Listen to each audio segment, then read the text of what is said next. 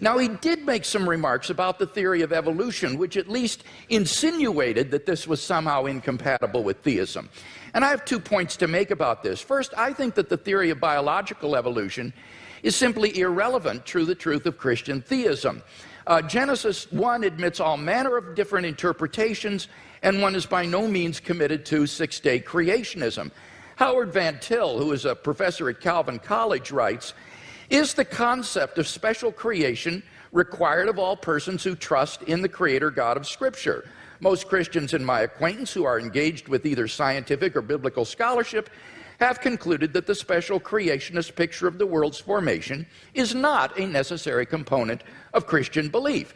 Nor is this a retreat caused by modern science." St. Augustine in the AD 300s, in his commentary on Genesis, pointed out that the days don't need to be taken literally, nor need the creation be a few thousand years ago.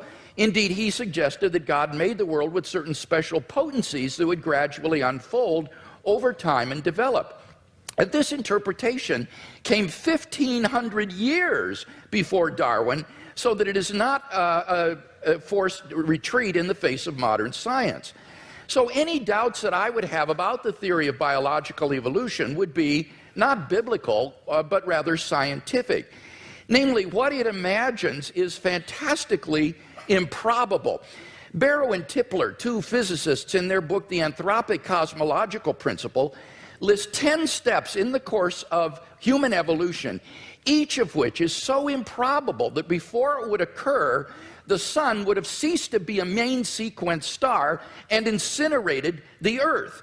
And they calculate the probability of the evolution of the human genome to be somewhere between 4 to the negative 180th power to the 110,000th power, and 4 to the negative 360th power to the 110,000th power. So if evolution did occur on this planet, it was literally a miracle, and therefore evidence for the existence of God. So I don't think this is an argument for atheism. Quite the contrary, it really provides good grounds for thinking that God superintended the process of biological development. So the Christian can be open to the evidence to follow it where it leads.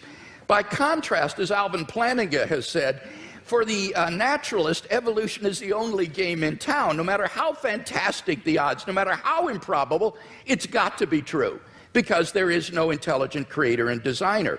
So in one sense, you've got to feel a little sorry for the atheist. He can't really follow the evidence where it leads. His presuppositions determine the outcome. By contrast, if there is a fine-tuner and creator of the universe, then already in the initial conditions of the Big Bang, you have an elaborately designed universe that permits the evolution and existence of intelligent life. And I think evolution simply layers on more improbability.